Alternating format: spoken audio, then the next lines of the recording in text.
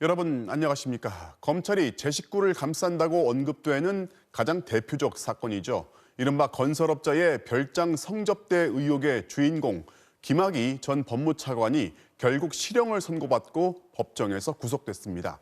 무죄를 선고한 1심과 다르게 2심 재판부는 죄질이 매우 나쁘다면서 혐의 중 일부를 유죄로 인정한 겁니다. 그러면서 2020년 검사와 스폰서는 더 이상 없는가라는 질문을 던졌습니다. 먼저 양수연 기자가 보도합니다. 김학의 전 법무부 차관은 성접대와 각종 뇌물을 받은 혐의로 지난해 6월 재판에 넘겨졌습니다. 건설업자 윤중천 씨로부터 원주 별장 등에서 13차례에 걸쳐 성접대를 받은 혐의와 윤 씨에게 직접 금품을 건네받거나 윤 씨가 제3자로부터 받을 돈을 포기하도록 하는 방식으로 모두 1억 3천만 원 상당의 뇌물을 받은 혐의가 적용됐고, 사업가 최모 씨에게 5천여만 원, 저축은행 회장 김모 씨에게 1억 5천만 원의 뇌물을 받은 혐의도 포함됐습니다. 지난해 11월 1심 재판부는 성접대 혐의와 일부 뇌물 혐의는 공소시효를 넘겨 재판 대상이 안 된다고 했고, 나머지 뇌물 혐의도 대가성을 입증할 수 없다는 등의 이유로 무죄로 판단했습니다. 하지만 항소심 재판부는 오늘 김 전 차관에게 징역 2년 6개월의 실형과 함께 벌금 500만 원, 추징금 4,300여만 원을 선고했습니다.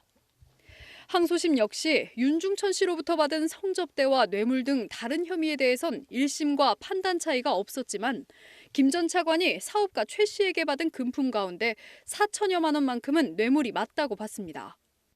재판부는 최 씨가 사업 도중 검찰 특수부 조사를 받게 되면 김 전 차관을 통해 해결하려는 생각을 가지고 있었고, 김 전 차관 역시 최 씨에게 사건이 생기면 다른 검사들에게 영향력을 행사해 도움을 주려는 생각을 가지고 있었다고 보인다면서 뇌물의 대가성도 입증된다고 봤습니다. 재판정에 나온 김 전 차관은 이 대목에서 고개를 숙인 채 잠시 이마를 짚기도 했습니다. 항소심에서 이제 유죄로 인정한 부분에 대한 그 사실관계를 원심에서는 이제 면소의 이유로 인해서 전혀 판단을 하지 않았는데 그 부분에 대해서는 다시 반박을 할 예정입니다. 김 전 차관이 법정에서 구속된 뒤 변호인은 대법원에 상고하겠다고 밝혔습니다. MBC 뉴스 양소연입니다. 별장 성접대 혐의의 공소시효가 끝나버렸지만 사실 이 사건은 6년 전 검찰이 2번이나 무혐의 처분했고 작년 3번째 수사로 재판에 넘겨진 겁니다. 애초에 수사를 제대로 했다면 재판 결과는 달라졌을 거라는 얘기입니다. 제 식구 감싸기에 전형이라는 말이 그래서 나오는 것이고 당시 수사팀의 책임론도 다시 불거지고 있습니다. 이어서 곽동건 기자입니다. 건설업자 윤중천 씨에게 김 전 차관이 2006년부터 2008년까지 원주 별장 등에서 13차례에 걸쳐 성접대를 받았다는 의혹. 김 전 차관의 다른 어떤 혐의들보다 큰 국민적 공분을 일으켰던 사안입니다. 그러나 2심 재판부도 이 같은 의혹은 미제로 남겨둘 수밖에 없었습니다. 이른바 뒷북 기소 때문이었습니다. 김 전 차관의 얼굴이 선명하게 찍힌 동영상이 발견되며 별장 성접대 의혹이 처음 불거진 건 7년 전인 2013년. 최초 수사 당시 검찰은 동영상 속 인물이 누군지 알 수 없다면서 무혐의로 사건을 끝냈습니다. 그 이듬해 피해 여성이 고소를 하며 다시 시작된 2번째 수사에서도 검찰은 김 전 차관을 단 한 번도 조사하지 않고 불기소 처분했습니다. 반복된 봐주기 부실 수사 논란에 떠밀린 검찰은 결국 3번째 수사에 착수했고, 그 결과 김 전 차관은 작년 6월이 돼서야 재판에 넘겨졌습니다. 그 사이 마지막 성접대 시점으로부터 따지는 공소시효 10년은 이미 지나버렸습니다. 부실 수사 의혹에 대해서는 관련 조사를 진행하였으나 공소시효 문제로 추가 수사를 진행할 수 없었으며, 앞서 건설업자 윤 씨의 1심 재판부조차 2013년 당시 검찰이 적절한 공소권을 행사했어야 했다고 비판하기도 했습니다. 오늘 2심 재판부도 공소시효를 넘긴 성접대 부분에 대해선 아무런 판단을 하지 못한 1심 판결을 그대로 유지할 수밖에 없었습니다. 다만 재판부는 에둘러 이 재판은 10년 전 뇌물에 대한 단죄에 그치지 않고 그간 사회적 문제였던 검사와 스폰서 관계가 2020년 우리 검찰에는 더 이상 없는가 하는 질문도 함께 던지고 있다고 지적했습니다. 김 전 차관 사건으로부터 10년도 더 지난 지금 검찰은 라임 사태와 관련한 검사 술접대 의혹으로 또 한 번 곤욕을 치르고 있습니다. MBC 뉴스 곽동건입니다. 문재인 대통령이 오늘 국회를 방문해서 2021년 새해 예산안을 설명하고 통과를 촉구하는 연설을 냈습니다. 진작부터 슈퍼 예산안이라는 말이 나왔는데요. 문 대통령은 코로나19의 위기를 극복하려면 꼭 필요하다고 역설했습니다. 부동산 문제, 특히 전세난 해소 의지도 분명히 했습니다. 먼저 조국현 기자입니다. 역대 최대인 555조 8천억 원의 확장 재정 예산안을 들고 온 문재인 대통령은 내년부터는 본격적인 경제 활력 조치가 필요하다고 설명했습니다. 이제는 방역에서 확실한 안정과 함께 경제에서 확실한 반등을 이루어야 할 시간입니다. 한국판 뉴딜 사업에 32조 5천억 원을 쏟아부어 경제 성장을 도모하면서도 전국민 고용 안전망 확충에 20조 원, 생계, 의료, 교육, 주거 등 4대 사회 안전망에도 46조 9천억 원을 투입해 포스트 코로나 시대 국민의 삶을 지키겠다는 게 골자입니다. 특히 당장 국민의 삶과 직결된 주거 안정에 대해선 특별한 노력을 기울이겠다고 강조했습니다. 투기 억제와 주택 공급 확대로 집값을 잡는 건 물론 최근 심상치 않은 전세 시장도 질 좋은 중형 임대주택 공급을 통해 안정화시키겠다고 공언했습니다. 임대차 3법을 조기에 안착시키고 질 좋은 중형 공공임대아파트를 공급하여 전세 시장을 기필코 안정시키겠습니다. 정쟁화되고 있는 국정 과제들에 대한 야당의 전향적인 협조도 요청했습니다. 공수처의 출범 지연은 이제 끝내달라고 했고 공정경제 3법도 조속히 처리해달라고 했습니다. 문 대통령의 시정연설에 대해 민주당은 초당적 협치로 뒷받침하겠다고 했지만 국민의힘은 자화자찬과 독주로 가득했다며 철저한 예산 심사를 예고했습니다. MBC 뉴스 조국현입니다. 문 대통령이 전세 시장을 기필코 안정화하겠다면서 언급한 게 임대주택, 그것도 질 좋은 중형의 임대주택 공급이었습니다. 기존 임대주택과 어떻게 다르고 당장의 전세난을 해결할 수가 있는 건지 박종욱 기자가 진단해 보았습니다. 지난 8월 수석보좌관 회의에서 질 좋은 평생주택을 언급한 문 대통령은 오늘 연설에서 여기에 중형이란 단어를 새로 추가했습니다. 민간 임대 시장에 의존하고 있는 중산층의 임대 수요를 공공임대로 끌어와 전세난을 해소하겠다는 방안을 구체화한 겁니다. 국토교통부도 내부적으로 기존 공공임대 면적을 60제곱미터에서 85제곱미터로 늘리고 소득 기준도 지금보다 더 높이는 방안을 검토해왔습니다. 이 같은 중형 공공임대 아파트 재원 확보 방안을 놓고 기획재정부와 이견이 있었지만 해소된 것으로 알려졌습니다.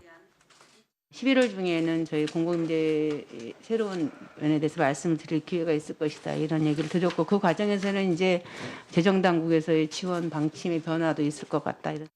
문제는 시기입니다. 질 좋은 중형 공공임대주택이 시장에 실제 공급될 때는 빨라도 2022년 이후로 당장은 전세난을 해소할 수 있을지는 미지수입니다. 오늘 열린 부동산 시장 점검 관계장관 회의에서 홍남기 부총리는 매매 시장과 전세 시장의 안정을 조화롭게 달성할 수 있도록 다각적으로 고민할 예정이라고만 밝혔습니다. 임대차 3법 등 새로운 제도가 정착되어가는 과도기적 상황에서 다양한 정책 외적 요인도 시장에 복합적으로 영향을 미치고 있는 상황입니다. 현재와 같은 저금리 구조에서 단기적인 효과를 낼 수 있는 뾰족한 대책을 내놓기는 쉽지 않은 상황. 공공임대주택 공급 일정을 1, 2년 앞당기거나 저소득 무주택자 월세에 세금을 공제하는 방안을 검토하고 있지만 당장의 전세난 대책과는 거리가 있다는 게 정부의 고민입니다. 한편 정부는 공급량 확대를 위한 방안으로 최초 분양 시 지분 20%만 취득하고 입주할 수 있는 지분 적립형 분양주택을 오는 2023년부터 선호도가 높은 도심 부지부터 공급할 것이라고 밝혔습니다. MBC 뉴스 박종욱입니다.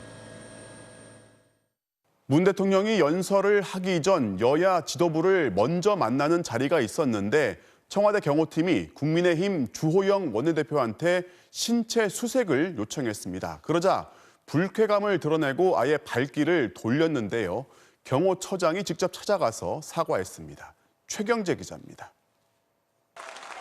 시정 연설을 위해 본회의장에 들어오는 문재인 대통령. 여당 의원들은 일어나서 박수를 보냈지만 야당 의원들은 앉은 채 목소리를 높입니다. 대통령이 연단에 올라섰는데도 고성은 물론 야유까지 나옵니다.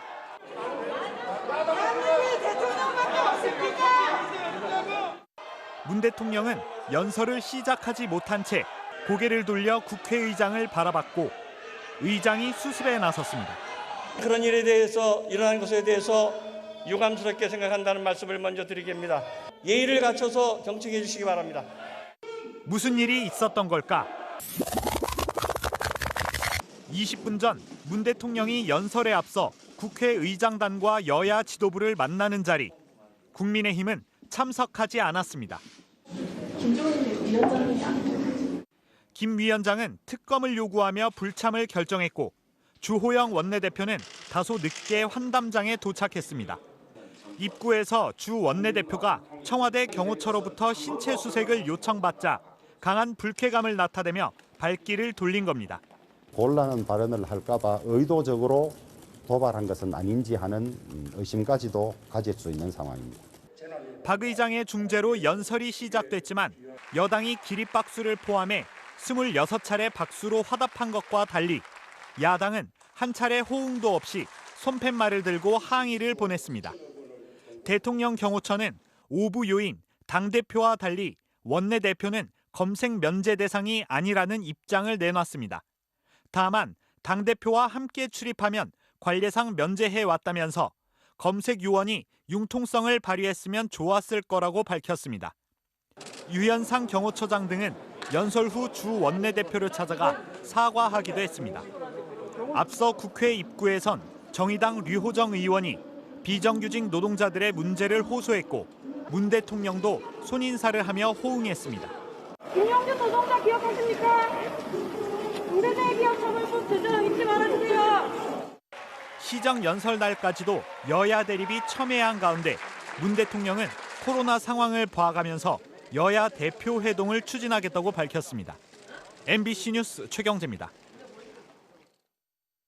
김봉현 전 스타모빌리티 회장이 폭로한 검사 술접대 의혹과 관련해서 검찰이 술자리 참석자로 지목된 현직 검사들의 사무실을 압수수색한 것으로 확인됐습니다. 김 전 회장은 검사 비위 의혹에 대한 두 번째 검찰 조사를 받았습니다. 임현주 기자가 단독 취재했습니다. 검사 비위 의혹 사건을 수사 중인 서울 남부지검은 어제 현직 검사 2명의 사무실을 동시에 압수수색했습니다. 김봉현 전 스타모빌리티 회장이 폭로한 지난해 7월 강남 룸사롱 술자리에 참석한 걸로 지목된 검사들입니다. 검찰은 금융위에 파견 근무 중인 A 검사의 사무실과 B 검사가 일하는 수도권의 한 지방검찰청 등에서 컴퓨터 파일과 서류 등을 확보한 것으로 전해졌습니다. 특히 이들의 휴대전화를 압수해 술접대 관련 증거 분석에 들어갔습니다. 김 전 회장은 지난 21일 두 번째 입장문에서 술접대를 받은 검사들이 4년 전 대우조선 해양수사팀에서 근무했던 동료들이라고 말했습니다. 당시 이 수사는 대검 중앙수사부 폐지 이후 만들어진 검찰 부패범죄특별수사단에서 맡았습니다. 김 전 회장이 술 접대 주선자라고 지목한 이주형 변호사도 같은 수사단에서 두 검사와 근무했습니다. 이 변호사는 지난해 7월 청담동 술자리에서 비 검사는 곧 미국으로 연수를 간다며 소개했다고 김 전 회장이 주장했는데 비 검사는 실제로 그 다음 달 출국해 연수를 마치고 돌아와 지난 8월 인사해서 일선 지방검찰청에 배치됐습니다. MBC는 A 검사와 B 검사의 입장을 듣기 위해 통화를 시도하고 사무실을 찾아갔지만 연락이 닿지 않았습니다. 검사 비위 수사팀 구성 이후 김 전 회장을 오늘 두 번째로 조사한 검찰은 문제의 술접대 날짜를 압축한 것으로 전해졌습니다. 검찰은 압수물 분석을 마치는 대로 두 검사를 불러 직접 조사할 방침입니다. MBC 뉴스 임현주입니다. 5천억 원대 환매 중단 사태를 부른 옵티머스 펀드 사기와 관련해서 검찰이 정관계 로비의 흔적과 복잡한 자금 흐름을 추적하는 데 속도를 내고 있습니다. 특히 도피 중인 핵심 로비스트의 소재 파악에도 주력하고 있습니다. 이재욱 기자가 취재했습니다. 옵티머스 핵심 관계자들이 지난 5월 작성한 회의 주제라는 제목의 문건입니다. 지금 단계에선 검찰 라인보다 금융감독원 라인에 집중할 필요가 있다며 펀드 환매 불가 상황을 타개할 대책을 논의한 정황이 담겨 있습니다. 검찰은 이처럼 금감원을 상대로 한 로비 시도가 있었다는 진술을 토대로 전 금감원 직원 주모 씨와 로비스트 김모 씨를 어제 피의자 신분으로 조사했습니다. 구속된 김재현 옵티머스 대표가 지난 4월에 진행된 금감원 조사를 앞두고 조사 무마 대가로 김 씨에게 2천만 원을 전달했다는 취지로 진술했기 때문입니다. 정관계 로비의 핵심 창구로 지목돼 장기 도피 중인 정영재 전 옵티머스 대체투자 대표에 대한 수사도 속도를 내고 있습니다. 정 씨는 전파진흥원이 옵티머스에 1천억 원대 거액을 투자하고 NH투자증권을 펀드 판매사로 끌어들이는데 핵심적인 역할을 한 의혹을 받는 인물입니다. 검찰은 이에 따라 도피 중인 정 씨의 소재 파악을 위해 최근 가족의 신용카드 사용 내역 등을 확보한 것으로 전해졌습니다.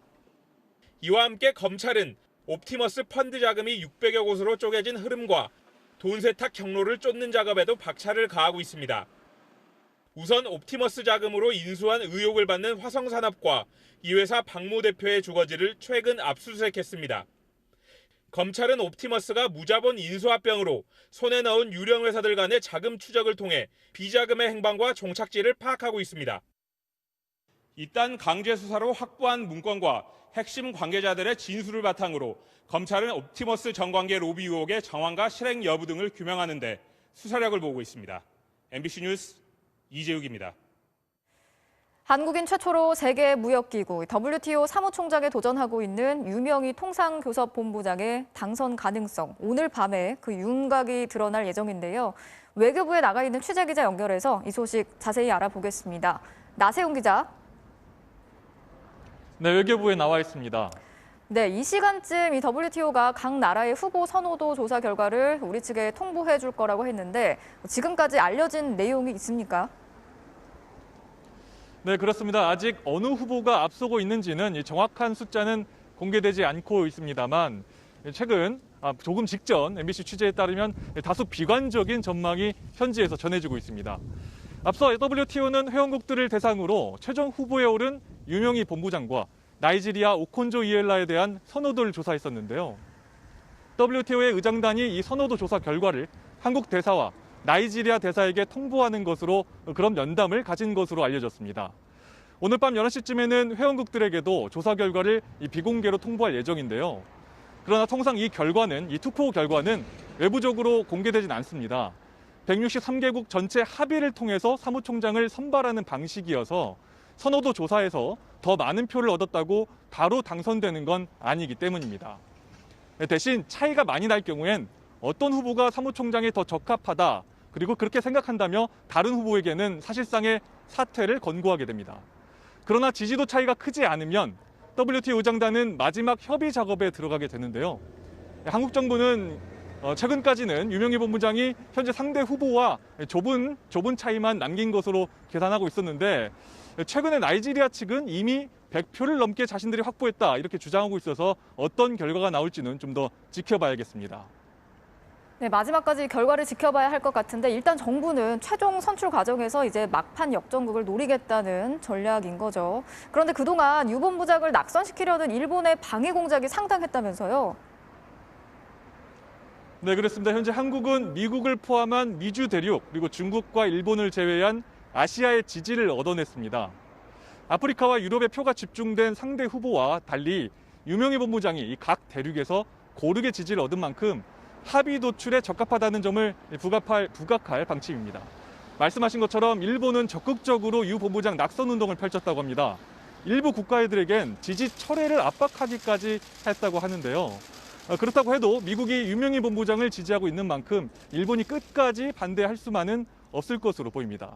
또 우려했던 중국도 거부권은 행사하지 않기로 한 것으로 알려졌습니다.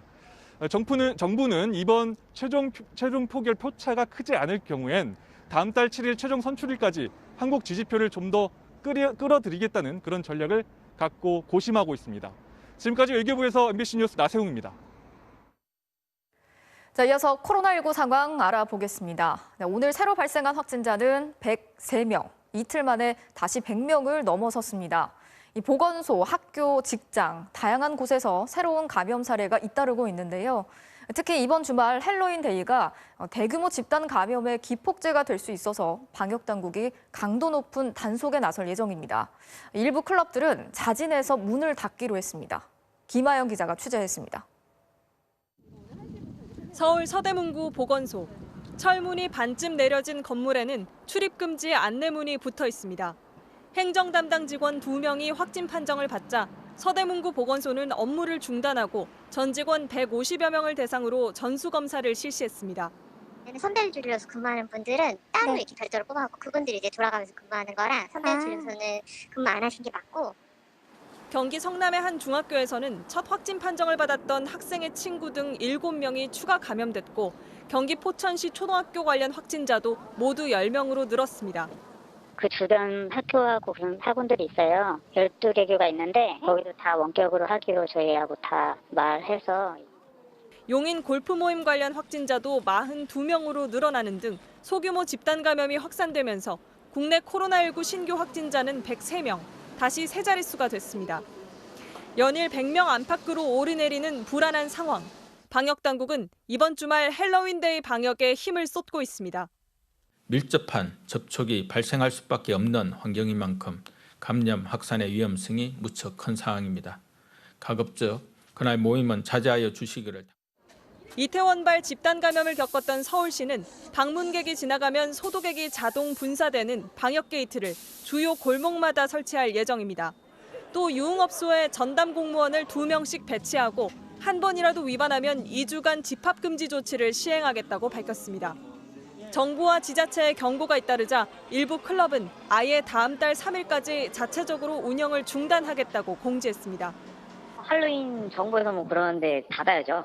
11월 3일까지 일단 좀 주의를 좀 해달라고 하더라고요. 한편 정부는 코로나19 장기화에 따라 획일적인 강제 조치보다는 위험도에 따른 정밀한 대응을 내용으로 하는 사회적 거리두기 개편 방안을 이번 주말 발표할 예정입니다. MBC 뉴스 김아영입니다. 요즘 코로나19 감염을 막기 위해서 엘리베이터 버튼엔 항균 필름이 식당이나 카페 갈 땐 QR코드 찍는 게 일상이 됐죠. 그런데 이런 달라진 일상이 앞을 볼 수 없는 시각장애인들에게는 걸림돌이 되고 있다고 합니다. 이재경 기자가 취재했습니다. 20여 년 전 양쪽 시력을 완전히 잃게 된 윤동만 씨는 매주 장애인 복지관을 찾고 있습니다. 일주일에 한 번 하는 합창단 연습에 각종 문화체육 프로그램까지. 장애 때문에 맘 편히 갈 수 있는 데가 많지 않은 처지에 이만한 곳이 없습니다. 그런데 코로나19 때문에 몇 달이나 문을 닫더니 최근 다시 개장하고서는 입구에서 발길을 돌린 적이 많습니다.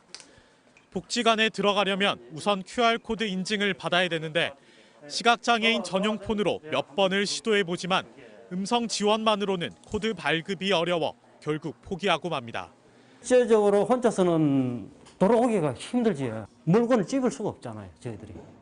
발길을 돌려 근처 상가에 들어간 윤 씨. 이번엔 승강기 안에서 혼자 어쩔 줄을 모릅니다. 코로나 이후 방역을 위해 이처럼 엘리베이터에는 향균 필름이 붙은 곳이 많아졌는데요. 하지만 이 두터운 향균 필름 탓에 시각장애인들은 오히려 점자를 읽기 더 어려워졌습니다. 점자가 이중으로 잡혀 보여요, 일단은. 그래서 물렁물렁 좀 잘 들어가고 잡기가 쉽지가 않았습니다. 안마사로 일하는 시각장애인들은 코로나로 손님이 끊기면서 수입도 3분의 1 넘게 줄었습니다. 당장 생계도 어려워졌지만 사람들과의 접촉이 줄어 외로운 게 무엇보다 힘들다고 말합니다. 안마도 안마지만은 사람들하고 접촉도 안 되지. 그냥 혼자 있으면 너무 힘들었잖아요. 대화할 사람도 없으면. 전국의 시각장애인은 모두 25만여 명.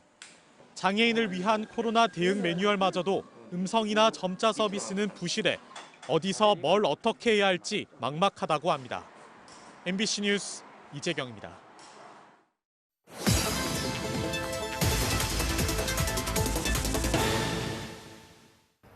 바로 간다 인권사회팀 장인수 기자입니다. 골목에서 흔히 볼 수 있는 휴대전화 매장의 상당수는 본사가 보증금과 월세를 대고 사장은 들어가서 영업만 하면 되는 이른바 위탁 매장입니다. 그런데 의욕적으로 일을 시작한 젊은 사장들이 자꾸 빚만 지고 떠나고 있다는 제보가 들어왔습니다. 어떻게 된 일인지 바로 가서 확인해 보겠습니다. 휴대전화 대리점 영업사원 경력을 발판으로 최 모 씨는 20대 대리점 사장이 됐습니다. 본사가 보증금과 월세, 인테리어 비용까지 제공하는 이른바 위탁 매장의 책임자. 젊은 패기로 열심히 하면 승산이 있을 거라 기대했지만 실상은 달랐습니다. 최 씨가 최근 본사와 맺은 계약. 꼭 채워야 하는 약정 수량은 매달 신규 가입자 187명입니다. 달성하지 못하면 한 명에 33,000원씩 위약금을 물어야 했습니다. 약정 수량의 2배, 374명을 채워야 월세를 전액 지원받을 수 있습니다. 최근에는 150%로 낮췄습니다. 낮췄는데도 불구하고 저는 저번 달에 한 700여만 원 정도의 월세를 부담하게 됐었고요. LG U+의 내부 마케팅 자료. 사물 인터넷에 휴대전화, 영화 시청, 월정액까지 대리점별로 목표 할당이 떨어집니다. 8살짜리 아들 핸드폰에도 영화 월정액이랑 부하 서비스 넣었고요. 직원들한테 부탁을 하고요. 그 돈을 제가 다 지불을 했습니다. 보험의 상조 상품까지 팔아야 했다고 합니다. 통신회사인데 상조를 팔으래요. 제 이름으로 돼 있습니다. 저희 집 TV 세대예요. 맞추지 못하니까 일단 저희 집에 설치하고 보는 거예요. 경북 지역 LG U+ 대리점 6곳에서 고객에게 받은 개인정보 활용 동의율입니다. 한 명의 예외 없이 모두 100%였습니다. 나중에 보니까 그 서명이 돼 있다고 하더라고요. 뭔 소리냐. 나는 계약서에 서명을 한 적이 없다. 나중에 알고 보니까 제 글씨도 아니고 제 서명도 아니에요. 고객들이 개인정보 동의서를 꼼꼼히 살피지 않기 때문에 누군가 임의로 표시했을 가능성을 배제할 수 없습니다. 이렇게 모아진 개인정보는 위탁 매장으로 다시 내려와 영업에 활용되기도 했습니다. 이렇게까지 심하게 할 줄은 몰랐어요. 저희들 차라리 콜센터 직원들도 아니고. 비싼 요금제 권유는 정상적인 영업의 일환이었을까? 한 60대 고객에게 대리점이 보내온 이른바 맞춤 제안입니다. 지난 석 달간 평균 3.4GB의 데이터를 쓴 고객에게 150GB의 서비스에 가입하도록 해보라는 내용. 월 55,000원짜리 요금을 75,000원으로 올려보라는 지시였습니다. 그래서 폰팔이라는 오명을 가지고 있고요. 너무 가슴이 아파요. 그런 기사를 접할 때마다. 지난해엔 음란 동영상을 영업에 활용했다는 의혹까지 제기됐습니다. 어르신한테 나동을 보내줘요. 오셨을 때 네, 이거 요금이 너무 많이 나오는데 왜 이렇게 되냐라고 얘기를 했을 때 고객님 동영상 사용량이 많으셔서 이 요금제를 올리셔야 됩니다. 대리점 사장 최 씨의 지난달 매출은 3,900만 원, 월세 980만 원, 인건비 2,300만 원, 본사에 낸 위약금과 세금 660만 원 등 비용을 제하고 나니 600만 원이 넘게 손해가 났습니다. 열심히 했어요, 진짜. 제 청춘을 바쳤고요. 10년 동안 제가 심장병이 있어요. 협심증이 외약했어요. 이에 대해 LG U+는 월세는 4년이 지나면 대리점이 부담하는 것이 원칙이고 실적 목표는 인센티브를 주기 위해 마련된 기준이라는 입장입니다. 음란 동영상을 이용한 마케팅 교육이나 개인정보 무단 활용도 없었다고 부인했습니다. 맞춤 제한과 영업용 전환은 고객 서비스를 위한 정책이라고 주장했습니다. 본사가 위탁 대리점 운영을 권하는 대상은 주로 20, 30대 영업사원들. LG U+는 초기 자본이 부족한 젊은 사업가들이 선호하는 방식이라고 했지만 발을 들여놨다 떠나는 사장들이 적지 않습니다. 무리한 실적 할당이 감당할 수 없는 짐이 됐습니다. 후배들이 나와가지고 대리점 차린다고 하면 저는 절대 하지 말라고요. 말려서 한 애들도 지금 신용불량 많이 되고 많이 젖었어요. 좀 더 나은 상생의 길이 아쉽다고 합니다. 24살에 창업을 했거든요. 어린애들이 말도 잘 듣고 돈 주고 사라면 사고 시키면 시키는 대로 잘하죠. 젊은 애들로 해야죠. 잘 모르는 애들. 바로 간다 장인수입니다. 미국 대통령 선거를 코앞에 두고 민주공화 격전지인 필라델피아의 한 흑인 남성이 가족들 보는 앞에서 경찰총을 10발 이상 맞고 숨지는 사건이 발생했습니다. 여기에 항의하는 시위가 갈수록 격해지면서 대선에 어떤 영향을 줄지 주목을 받고 있습니다. 워싱턴 박성호 특파원이 보도합니다. 두 경찰관이 있는 쪽으로 흑인 남자가 흉기를 든 채 다가오자 총소리가 울립니다. 27살 월터 월리스 씨는 14발을 맞고 숨졌습니다. 무기 버리라는 요구를 듣지 않아서 쏘았다고 경찰은 밝혔습니다. He was brandishing it and waving it erratically. Officers ordered him several times to drop the weapon. Fortunately, he did not do so. 하지만 현장에 있던 월리스의 아내는 남편이 정신질환을 앓고 있다고 경찰관들에게 설명했습니다. 그의 어머니도 쏘지 말라고 호소했습니다. Yes, I was telling the police to stop. Don't shoot my son.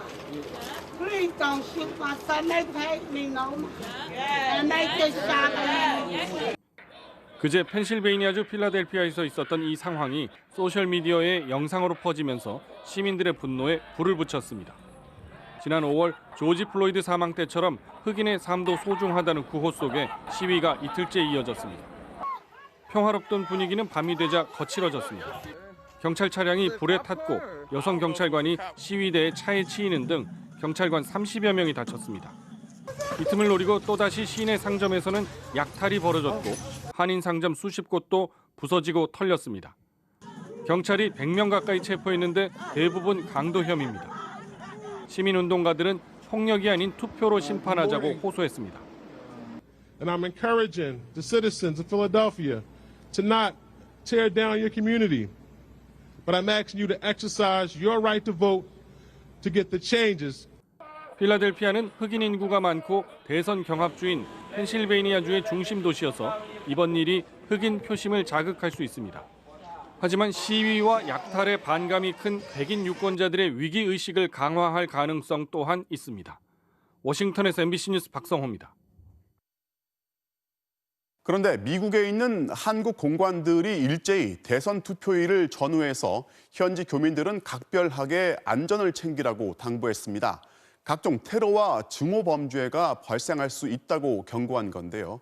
미국 유권자들 사이의 갈등이 그만큼 심상치 않다는 겁니다. 조효정 기자입니다. 미국 뉴욕의 맨해튼 중심가, 트럼프 지지 현수막을 든 사람들과 트럼프에 반대하는 사람들 사이에 말싸움이 벌어집니다.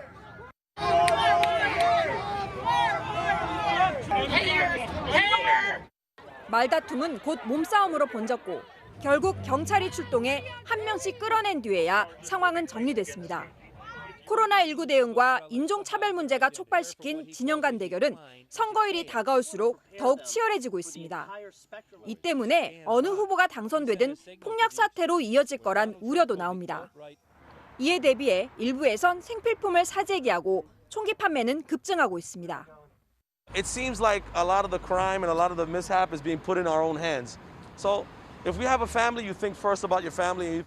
실제로 미국에선 6월 한 달 동안 총기 구매자에 대한 신원 조회가 390만 건으로 역대 최대 수준을 기록했고 올해 9월까지 조회 건수는 2,882만 건으로 작년 한 해 동안의 전체 조회 건수보다도 많았습니다.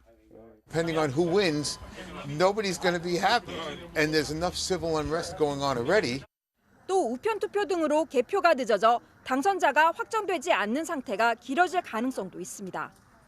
The stakes are so high that this political chaos could transcend into something worse, into physical action in the event that we come up to a contested election. 상황이 심상치 않게 돌아가자 미국 주재 우리 공관들은 이례적으로 공지문을 띄우고 교민들에게 신변 안전을 당부하고 나섰습니다. 각종 폭력 시위와 혐오 범죄 발생 가능성을 배제할 수 없다며 테러 발생 시 행동 요령까지 홈페이지에 게재했습니다. 거의 40년 살았는데 그런 적이 없었던 것 같아요. 베벌리힐즈의 제일 번화가 명품샵 거리 그날 클로즈 하라고 그랬던 것 같아요. 미국 언론들은 극단주의자들이 개표를 방해하거나 폭동이 일어날 가능성도 배제할 수 없다는 예측까지 내놓고 있습니다. MBC 뉴스 조효정입니다. 새벽 시간 만취한 20대가 몰던 승용차가 신문 배달 오토바이를 들이받으면서 이 신문 배달원이 숨졌습니다. 이 배달원은 자식들한테 부담되고 싶지 않다면서 2달 전부터 일을 시작한 70대 노인이었습니다. 손하늘 기자입니다. 바구니에 신문을 가득 실은 할아버지의 오토바이가 골목을 빠져나옵니다. 두 발을 땅에 딛고 천천히 이동하는 모습입니다. 버거운 듯 잠시 쉬었다가 한 걸음, 다시 신문을 정리하고 한 걸음, 오토바이를 끌고 갑니다. 오토바이가 도로를 건너는 순간 뒤에서 승용차 한 대가 돌진합니다. 오토바이를 덮치고도 속도를 줄이지 않습니다. 신문지가 나뒹굴었고 사람들이 모여들었습니다. 차량은 배달 오토바이를 들이받고도 이 화단에 올라타 50m를 더 밀고 나갔고 결국 뒤집힌 뒤에야 멈춰섰습니다. 오토바이를 받고 중앙분리대 화단을 받고 경계석을 받고 신호등 철줄을 받고 그 충격으로 인해 차가 전복이 되다 보니까 70살 할아버지는 병원으로 옮겨졌지만 숨졌습니다. 뒤집힌 인피니티 차량에서 구조된 22살 남성 운전자는 만취 상태였습니다. 회사원인 가해 운전자는 3분 거리에 있는 모란시장 근처에서 지인들과 술을 마신 뒤 집에 가겠다며 운전대를 잡았습니다. 길 건너편도 갔다가 이쪽으로 왔다가 하시다가 나중에 이제 쓰러져 있는 할아버지 보고 이제 가까이 와서 보기는 했는데 그분이 따로 응급처치나 이런 거 하거나 아니면 구조 활동을 하진 않으셨고요. 그 뒤로도 전화만. 세 딸의 아버지인 할아버지는 딸들에게 부담이 되고 싶지 않다며 2달 전부터 매일 새벽 신문을 배달했고 달마다 30만 원을 벌었습니다. 자녀들한테 부담 안 주고 싶어갖고 용돈 벌어서 이제 자식들한테 손 안 벌리고 이렇게 하신다고. MBC가 이 할아버지의 생전 모습을 확인해보니 매일 새벽이면 오토바이와 함께였습니다. 오토바이를 운전하는 대신 신문 배달을 위해 선수레처럼 이용했던 걸로 보입니다. 캐리카로 배달을 하셨어요. 끌고 다니는 예, 수동으로. 경찰은 현재 입원 중인 가해 운전자를 위험운전 치사, 이른바 윤창호법을 적용해 입건하고 치료가 끝나는 대로 구속 여부를 결정할 방침입니다. 경찰청은 바로 어제 인천 을왕리 치킨집 사장 유족의 국민청원에 대해 강력한 대책을 세우겠다고 발표했습니다.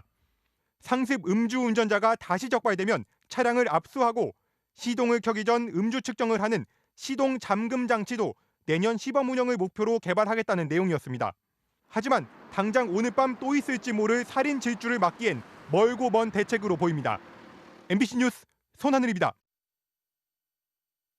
오늘 새벽 경기도의 한 쓰레기 처리장에서 화재가 발생했는데 높이가 50m 넘는 연통이 불에 녹아 꺾이면서 화재 진압 중이던 소방관을 덮쳤습니다.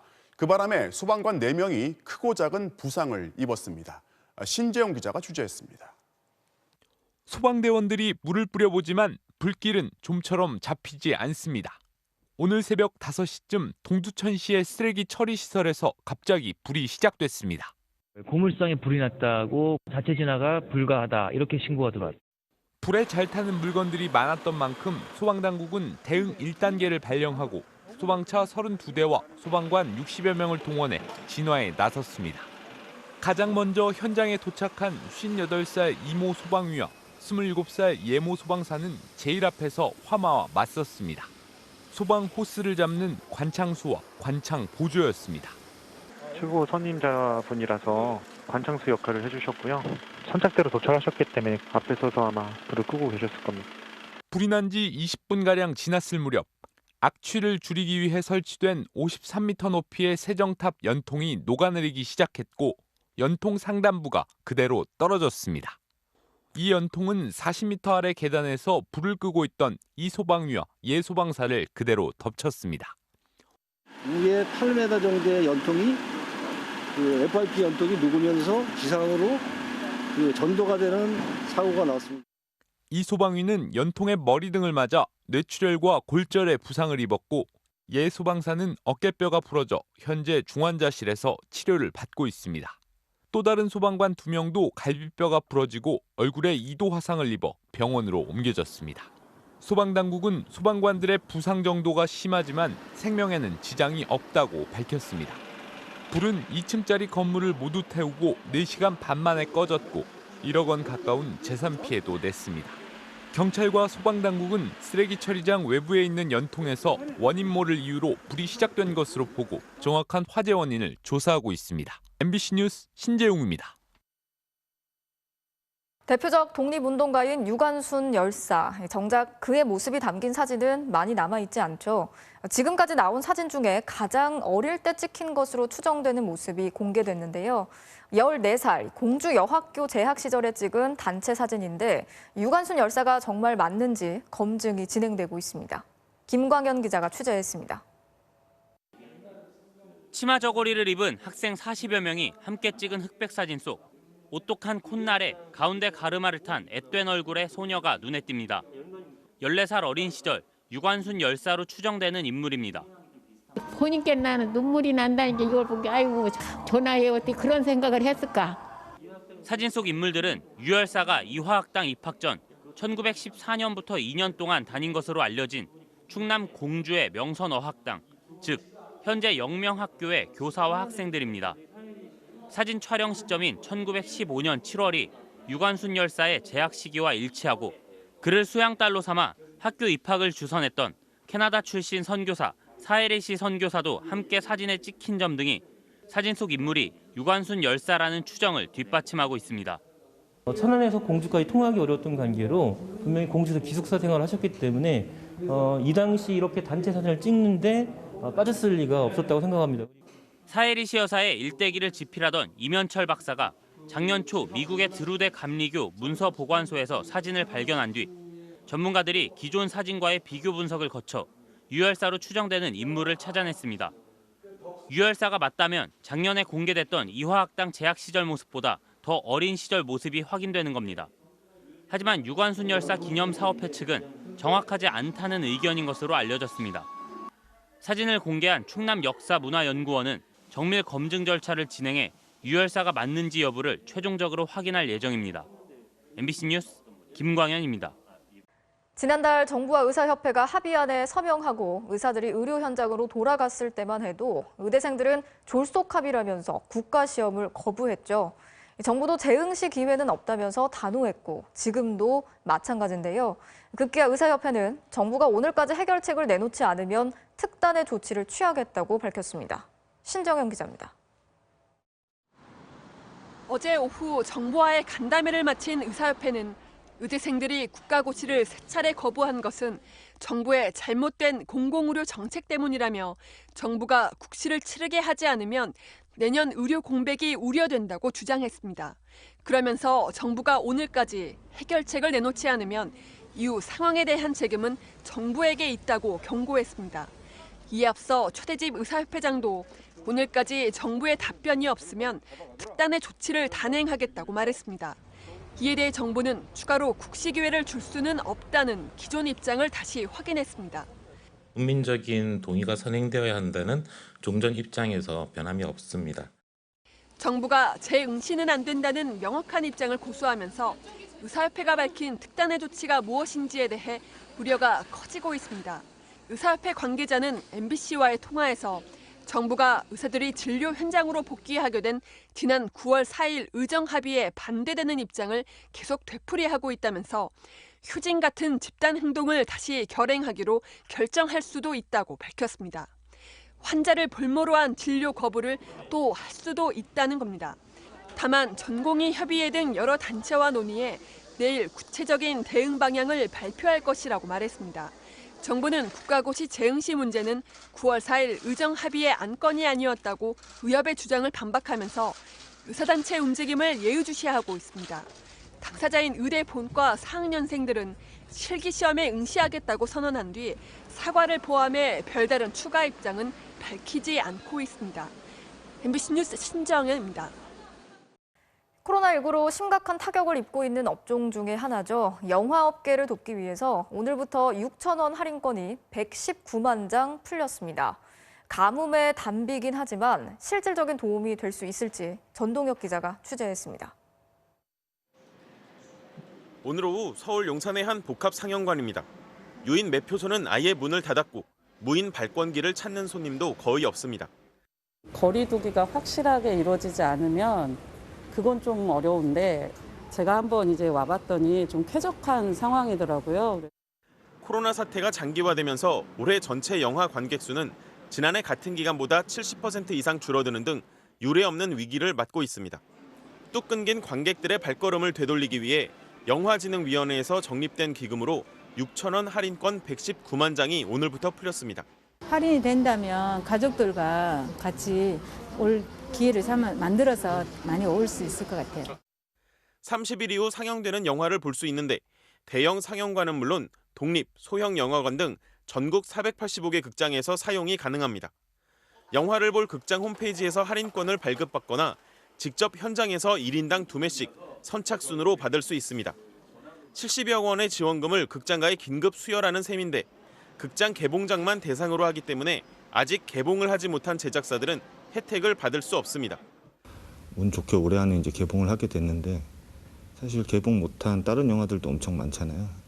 아무리 그 6,000원 할인권을 풀어도 지금 볼만한 영화가 별로 없어가지고 이번 주에 개봉하는 게 거의 없잖아요. 영화계는 일회성 할인권만으로는 코로나 이후 누적된 수천억 원대 적자를 해결하기 어렵다며 극장에 맞는 세부 방역 지침 수립 등 근본적인 대책이 필요한 상황이라고 호소했습니다. MBC 뉴스 전동혁입니다. 이어서 오늘 이 뉴스 전해드리겠습니다. 버스 안에서 뭔가 행동이 이상한 고령의 승객을 주의 깊게 살펴본 버스 기사가 발빠른 대처로 그 승객의 목숨을 구했습니다. 대전과 충북 옥천을 오가는 노선버스 안. 한 승객이 누군가의 부축을 받고 올라탑니다. 한 청년이 몸이 불편해 보이는 어르신의 탑승을 도와주고 내린 건데요. 종점에 도착해 모든 승객이 다 내렸는데도 좌석에 그대로 앉아있는 할아버지. 뭔가 잘못됐다고 생각한 버스기사가 다가갔습니다. 그냥 몸이 좀 불편하셨던 분이구나 생각만 했었던 거고요. 이게 종점인데 내리실 거냐고 여쭤봤더니 고개는 끄덕끄덕 거리시더라고요. 그래서 이제 내려드리려고 부축하고 몸을 잘 못 가누시더라고요.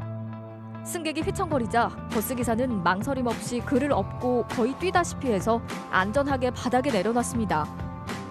계속해서 말을 걸어봤지만 점점 더 상태가 악화되는 것 같자 서둘러 경찰과 119 구조대에 신고를 합니다. 신고하는 중에도 승객에게서 눈을 떼지 못하는 버스기사 윤도우 씨. 서둘러 다시 운행을 시작해야 했지만 윤 씨는 그 자리를 떠나지 못했습니다. 그 어르신 신고하고 난 다음에 막상 또 제가 그 자리를 떠나게 되면 그 어르신이 어떻게 될지 모르니까 신고 후 몇 분 안에 경찰과 구급대가 도착해 이 승객을 병원으로 이송했는데요. 버스기사 윤 씨는 구급대가 오고서야 비로소 안심하고 떠났습니다. 노인 승객이 많은 이 노선을 운전하던 윤 씨는 평소에도 승객들을 꼼꼼히 살펴본다고 합니다. 옥천 쪽은 그러니까 어르신분들이 대전 이렇게 왔다 갔다 하시는 분들이 많이 타시거든요. 그래서 몸 불편하신 분들도 좀 있고 뭐 이래가지고 항상 뭐 좀 주의 깊게 보는 편인 거죠. 저만 그런 게 아니라 거기 기사님들 다 그러니까 짐 같은 거 잘 못 들고 그러면 그런 거 다 도와드리고. 쓰러진 승객은 당뇨를 앓고 있었는데 당시 저혈당 쇼크가 온 상태였습니다. 버스기사 윤 씨의 대처가 조금만 늦었어도 위험했을 상황이었습니다. 제가 딱히 해드린 거랑은 없고 경찰서와 119에 신고를 해드린 것밖에 없어서 이렇게 칭찬받을 일인가 싶기도 하고 조금 민망스럽기도 한데 이런 관심이 오히려 부담스럽다는 버스기사 윤 씨는 오늘도 어르신들을 태우고 달립니다. 오늘 이 뉴스였습니다.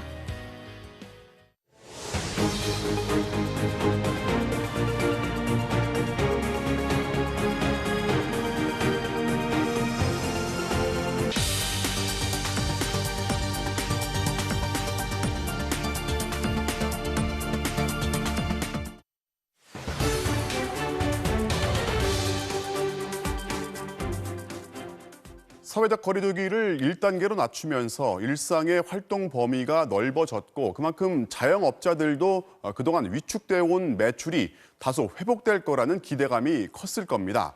그런데 2주가 지났지만 유독 음식점 하시는 분들은 1단계로 완화됐다는 걸 좀처럼 체감하기 어렵다고 하는데요. 그 실태와 이유를 김민찬 기자가 취재했습니다.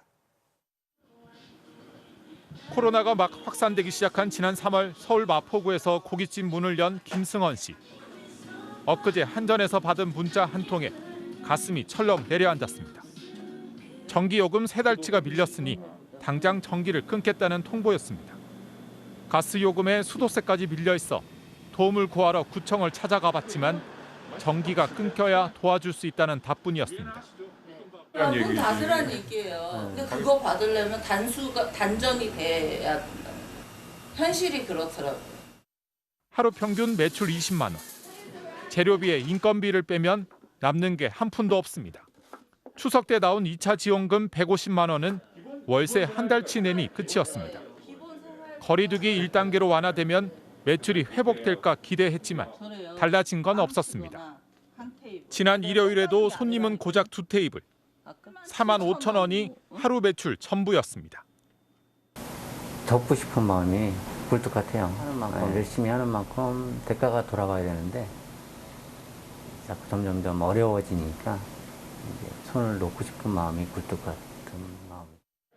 3층 건물이 통째로 비는 등 곳곳이 문을 닫은 이태원 골목. 8년째 식당을 하고 있는 노도섭 씨도 거리두기 완화의 희망을 걸었지만 실망만 커졌습니다. 거의 손을 넣고 싶다, 포기하고 싶다라는 표현이 오히려 맞겠습니다. 손님은 거의 그대로인데 비용은 오히려 늘었다고 합니다. 여러 사람이 오더라도 공통으로 먹는 접시 한두 개만 되었는데 지금은 모든 게 1인 1, 한 사람 앞에 하나씩을 다 해줘야 되니까. 거리두기 1단계로 완화된 지 2주가 흘렀지만 지난주 음식점 매출은 지난해 84% 수준에 그쳤습니다. 2단계이던 한 달 전과 큰 변동이 없습니다. 코로나 확산이 시작된 3월부터 음식점들은 한 번도 지난해 매출을 넘어선 적이 없습니다. 체육시설이나 학원, 마트 등 다른 업종에 비하면 유독 음식업 매출 하락이 두드러진 겁니다. 음식점 손님이 좀처럼 다시 늘지 않는 이유는 무엇보다 거리두기 1단계라고 해도 계속 꺼림칙하게 느끼는 사람들이 많기 때문입니다. 또 외식 대신 집에서 먹는 습관에 익숙해졌다는 분석도 있습니다. 잘 안 하게 되는 것 같아요. 식당에 사람들이 그래도 모이면 감염될 수 있으니까. 대면으로 갈 수 있는 상황이 됐다 하더라도 소비자들이 예전처럼 그대로 대면 가는 게 아니라 익숙해진 비대면에 그대로 머무를 가능성이 많다는 거죠. 이러다 보니 상당수 자영업자들이 빚을 내서 버티고 있습니다. 그런데 이마저도 쉽지 않습니다. 은행에서 대출을 받으려면 밀린 세금이 없어야 하기 때문입니다. 세금부터 내기 위해 대부업체나 사채업자에게 돈을 빌리는 경우도 많습니다. 이자율이 낮은 대출을 받기 위해 이자율이 높은 대출을 먼저 받는 겁니다. 흔히 이야기하는 일수. 그쪽에서 돈을 땡겨서 세금을 메꾸고 세금을 메꿔서 완납 보증서를 떼서 은행에 들어가야 대출이 나오는 거죠. 그래서 돌려막기를 하는 거죠. 힘들게 대출을 받았지만 장사는 계속 안 되다 보니 빚을 감당할 수 없게 된 자영업자들도 상당수입니다. 서울에 있는 한 신용회복위원회. 대출금을 갚을 여력이 안 되는 사람들이 개인 회생이나 파산 절차를 알아보고 있습니다. 조정을 지금 하러 온 거죠. 앞선에 여기 지금 신청을 했는데 매월 내는 금액이 있는데 그거를 낼 수가 없어서 그동안에 이제 해온 게 없으니까 빠듯하고 원금 이자만 갚아 나가는 것도 좀 많이 힘드니까. 이 같은 개인 파산 신청 건수는 올 8월까지 3만 3천여 건. 지난해보다 7% 넘게 늘었습니다. 시중은행에서 돈을 빌려 가게를 차리고 장사가 안 되면 이 금융권에서 다시 빌리고 그러다 또 카드론이나 사채까지. 장사로는 빚 갚기가 어려우니 결국 파산이나 회생 신청을 하는 겁니다. 원금 이자를 내야 되는데 이거 가게 해가지고는 지금 답이 안 나오니까 이렇게 힘들어지니까 이제를 안 되겠더라고요. 그래서 개인 회생을 신청한 거죠. 문을 닫는 가게도 계속 늘고 있습니다. 올 3월부터 9월까지 서울 시내에서 폐업을 신청한 일반 음식점은 모두 6,300여 곳.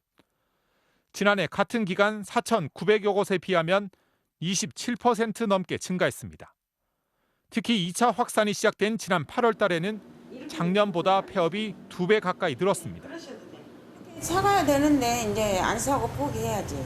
권리금. 그러니까 포기하고 나가야지 뭐 어떻게 하겠어. 당장에라도 가게를 접고 싶지만 그러지 못하는 음식점 업주들도 적지 않습니다. 임대 계약 기간이 남아있어 문을 닫더라도 월세를 계속 내야 하는 데다 개인 회생이라도 신청하려면 무언가 영업을 하고 있어야 자격이 주어지기 때문입니다. 많이 힘들어요, 사실. 뭐 누구한테 뭐 얘기할 얘기도 아니고 그러니까 혼자 아는 거죠. 뭐. 누가 알아주겠습니까? 나 이렇게 힘들어하면은 뭐. 외식업에서 일하고 있는 사람은 100만여 명. 1년 사이 13만 명 넘게 줄었습니다. MBC 뉴스 김민찬입니다. 최근 강경 투쟁 분위기를 이어가고 있는 국민의힘 내부에선 김종인 비대위원장에 대한 당 중진들의 반발이 잇따르고 있습니다. 어제 의원총회에선 김종인 체제를 아예 끝내야 한다는 주장이 제기됐고 이에 대한 원내대표의 경고까지 나왔는데요. 이른바 김종인 흔들기의 배경을 배주한 기자가 분석했습니다. 오선으로 국민의힘 최다선인 조경태 의원이 김종인 비대위원장의 퇴진을 요구했습니다. 본회의를 앞두고 어제 열린 의원총회, 김 위원장의 면전이었습니다. 비대위의 지도력이 한계를 보이고 있다며 조기 전당대회로 김종인 체제를 끝내자는 겁니다. 오히려 그 통합의 걸림돌 역할을 하고 있다. 지금 현 그 비대위 체제가. 비대위 체제는 빨리 끝내는 것이 옳다 하는 그런 생각입니다. 오늘은 무소속 홍준표 의원도 나섰습니다.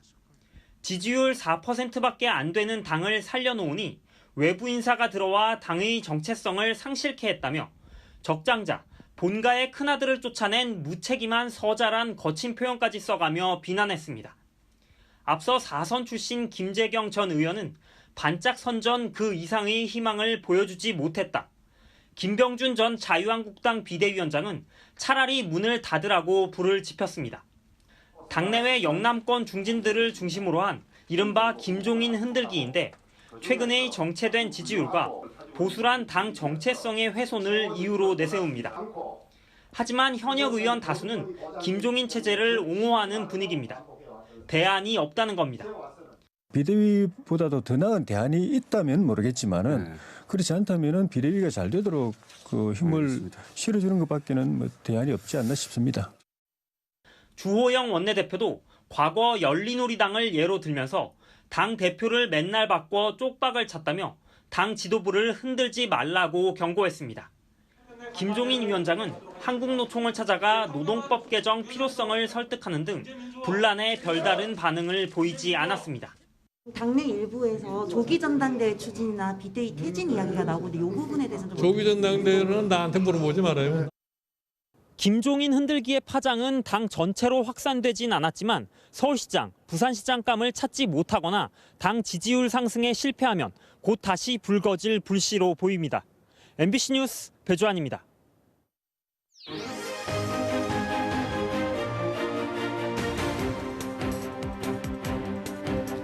정치적 참견 시점 오늘도 정치팀 김재영 기자와 함께하겠습니다. 자, 오늘 준비한 소식 보겠습니다. 네. 박수와 야유, 시정연설의 정치학인데 오늘 문재인 대통령의 국회 시정연설 네. 박수도 있었고 야유도 있었고 섞여 있었어요. 네, 앞서 일부에서 보도한 시정연설을 좀 깊게 들여다보겠습니다. 네. 이번이 문재인 정부 들어서 4번째 시정연설인데요. 야당의 항의성 손팻말이 4년 만에 다시 등장했습니다.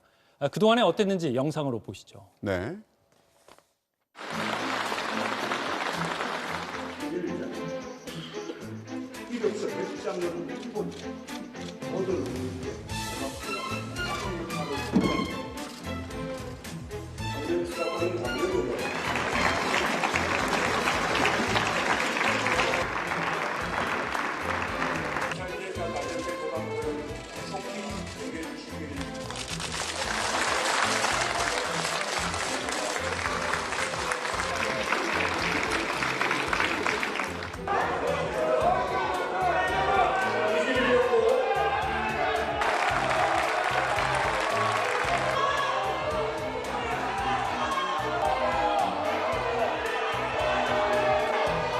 야당도 예의를 갖춰서 검토해 주시기 바랍니다.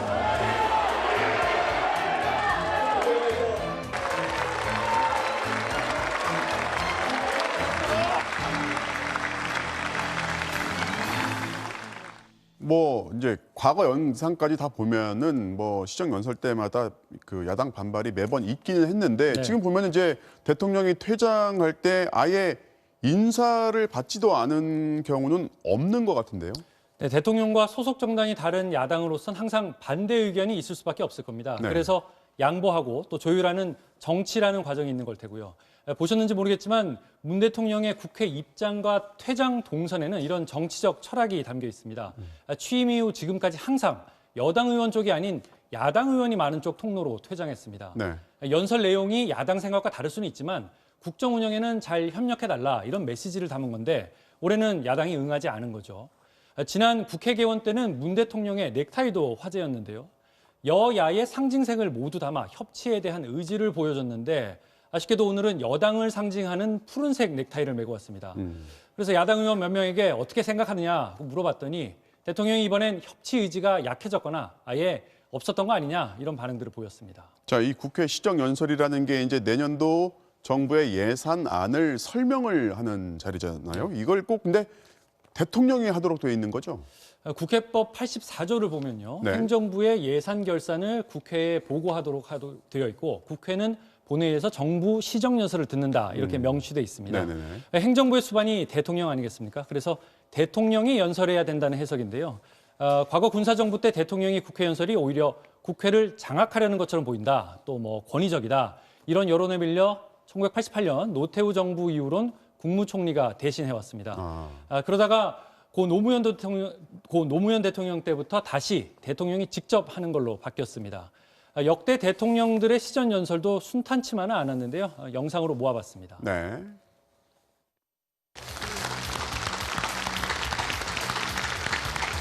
우리 모든 국민이 7년을 준비해온 서울올림픽이 최상의 대회로 막을 내린 것을 축하합니다.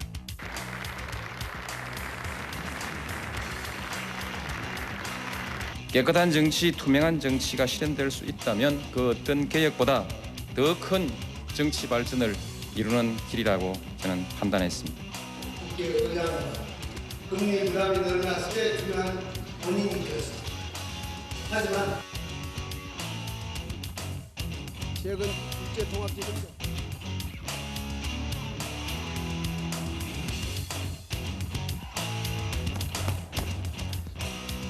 국회의원 역사를 잡고 말이야. 아니 청와대가 배운 게 없어? 창피해서 같이 하겠어요. 그리고 대통령께서 와서 시정연설 하시는데 우리가 준비할 기분이 있지 않죠? 연설 듣는 자리입니다. 발언하는 자리 아닙니다. 이게 뭐 기능을 놓고 보면은 이제 예산안을 설명하는 연설이라고 하지만 결국 내용을 다 들어보면은 그 당시의 현안을 뭐 언급하지 않을 수가 없어요. 네, 그렇죠. 보통 시정연설이 연말을 앞둔 10월 말쯤에 있다 보니까 네. 당면한 국정 현안이나 대통령의 이듬해 국정 철학을 알리는 자리로도 활용돼 왔습니다. 실제로 2003년 고 노무현 전 대통령은 당시 측근 비리 문제로 흔들리던 시점이었는데 네. 재신임 투표라는 파격 제안으로 승부수를 던졌고요. 이명박 전 대통령은 미국산 쇠고기 협상 문제로 여론이 들끓던 시점에 대북 대화 재개를 선언하면서 정치적 돌파구를 마련했습니다. 네. 취임 후 매년 국회를 찾았던 박근혜 전 대통령도 그때마다 국정원 개혁이나 경제 활성화를 화두로 던지고 집권 마지막 해 최순실 우병우 사태가 불거졌을 땐 임기 내 개헌 카드로 전국 전환을 시도했던 것도 바로 이 시정연설이었습니다. 자, 우리가 지금 시정연설 얘기를 계속 하고 있잖아요. 네. 자, 보는데 시정할 때 이 시자가 이제 베풀시란 말이죠. 그럼 이게 지금 뜻이 어떻게 되는 겁니까? 혹시나 물어볼까 봐 저도 국어 사전을 찾아봤는데요. 네. 정책을 시작한다 뭐 이 정도 뜻이 아닐까 생각했는데 베풀 시자의 정치, 조세, 그러니까 예산이죠. 이런 걸 어떻게 나눌 것인가를 설명하는 것으로 풀이돼 있었습니다. 좀 어렵기도 하고 좀 권위적인 거 아니냐 이런 지적도 그래서 나오는 것 같습니다. 자, 이 시정연설의 어원이 이제 뭔지는 잘 모르겠지만 정책 아니면 뭐 예산안 연설 같은 다른 용어도 괜찮을 것 같습니다. 오늘은 여기까지 듣겠습니다. 지금까지 김재영 기자였습니다.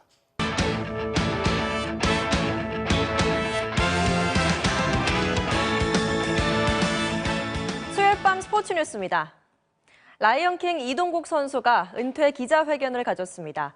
나흘 뒤 K리그 최종전에서 우승컵을 들고 선수 생활을 마무리하고 싶다고 밝혔습니다. 손장훈 기자입니다. 정상 컨디션을 되찾았지만 미련 없이 은퇴를 선언한 이유가 있었습니다.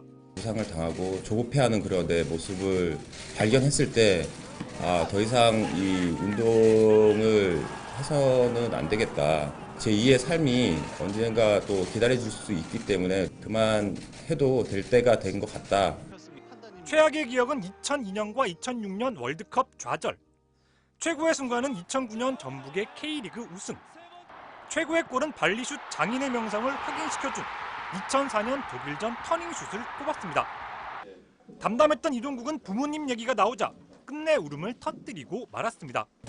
아버님께서 본인도 이제 은퇴를 한다라는 그런 얘기를 들었을 때 좀 가슴 찡했고 부모님 얘기만 하면 눈물이 나죠. 망했네 망했어. 안 울려고 그랬는데. 기자회견 전 자리를 함께했던 아이들도 지난 아쉬움을 나타냈고 아빠가 뭔가 축구장에서 못 볼 것 같으니까. 이동국도 우여곡절이 많았던 지난날의 자신을 되돌아보며 또 한 번 눈시울을 붉혔습니다. 아빠가 아빠한테? 야 이동국 그래 고생 많았다. 팬들 앞에서 마지막 경기를 치를 수 있게 돼 다행이라는 이동국. 이번 주말 우승 트로피를 들고 은퇴하는 행복한 피날레를 꿈꾸고 있습니다. 마지막 경기에서 우승컵을 들고 내려올 수 있다고 하면 정말 멋진 일이 될 수 있을 것 같아서 정말 화려하게 국내 선수들이 보내줬으면 하는 그런 바람을 가지고 있습니다. MBC 뉴스 김장원입니다. 육상 초딩 헐크 최명진 선수가 오늘 200m에서 또 기록을 깼습니다. 정말 뛰었다 하면 신기록이네요. 어제 일주일 만에 초등부 100m 한국 신기록을 세웠던 최명진 선수. 오늘 200m에서도 폭풍 질주를 이어갑니다. 코너를 빠져나오기 전에 이미 격차를 벌리고요. 직선주로부터는 아예 독주 체제네요. 마지막 남은 힘을 짜내서 결승선 통과. 23초 65로 200m 초등부 한국 기록을 다시 갈아치웁니다. 일주일 사이 100m 2번, 200m 2번. 뛸 때마다 모조리 한국 기록을 세우네요. 저번 주에 제가 100, 200 다 깬다고 약속을 했는데 다시 말대로 다 깨가지고 제 자신을 이제 믿을 수 있어요. 여자부 200m에서도 배윤진 선수가 26초 10을 기록하면서 일주일 만에 초등부 한국 기록을 깼는데요. 두 선수 이제 중학교를 진학하는데 미래가 정말 기대되는군요. 메이저리그 월드시리즈에서는 LA 다저스가 템파베이를 꺾고 32년 만에 정상에 복귀했습니다. 전훈칠 기자입니다. 올해 최고 승률팀 LA 다저스가 마지막에도 가장 높은 자리를 지켰습니다. 초반엔 벼랑 끝에 몰린 템파베이가 힘을 냈습니다. 1회 아로사레나가 또 솔로 홈런을 때렸고 선발 스넬은 4회까지 무려 9개의 삼진을 잡을 정도로 최상의 9위를 과시했습니다. 스넬은 6회 두 번째 안타를 내줬는데 이때 캐시 감독이 곧바로 교체를 지시했습니다. 스넬은 노골적으로 불만을 드러냈고 공교롭게 경기 흐름도 바뀌었습니다. 다저스는 바뀐 투수 앤더슨을 상대로 배츠가 2루타를 뽑아 기회를 이어갔고 폭투를 틈타 동점을 만들었습니다. 이후 내야 땅볼 때 배츠가 홈을 파고들어 순식간에 역전까지 성공했습니다. We didn't really have an answer for him, and once he kind of came out, it uplifted us a little bit for sure, 한 번 바뀐 분위기는 달라지지 않았습니다. 8회 배츠가 쐐기포를 쏘아 올렸고 결국 다저스가 32년 만에 정상에 올랐습니다. 최고의 전력을 보유하고도 우승에 목말랐던 다저스는 결실을 맺었고 커쇼도 우승 반지가 없던 한을 풀었습니다. I feel pretty good. Yeah, I think, I feel pretty good, man. It's just a special feeling, man. World Series champs, they can't take that away. 한편 3루수 터너는 경기 도중 코로나19 양성 판정 결과를 통보받고 격리됐는데 사무국의 만류에도 우승 세레머니에 동참했고 마스크 없이 동료들과 기쁨을 나눠 논란을 키웠습니다. MBC 뉴스 전우칠입니다. 프로배구에서는 외국인 선수들의 실력이 조금씩 베일을 벗고 있는데요. 오늘 가장 돋보인 이 선수 바로 만나보시죠. 자신보다 11cm나 더 큰 디오프를 막아내는 블로킹. 돌고래처럼 솟구쳐 단렬하는 스파이크까지. 도로공사의 새 외국인 선수 케이시 페인입니다. 지금 타점 보세요. 거의 상반신이 올라가는데요. 예. 컵대회에서 부진하면서 걱정을 샀었는데 리그 두 번째 경기만에 실력 발휘하나요? 전후위 강타에 연타까지 와, 안 되는 게 없고요. 오늘은 빗맞아도 득점이 나네요. 그야말로 날 잡았어요. 지난 시즌 득점한 듀우퍼의 맞대결에서도 완승을 거두면서 팀의 첫 승을 선물합니다. I think this time we just came out with more confidence. I think we just kind of realized that it wasn't talent, more hard work, and so we just worked harder today. 김종민 감독에게 한마디. Thank you. 남자부에선 OK저축은행이 현대캐피탈을 꺾고 선두로 올라섰네요.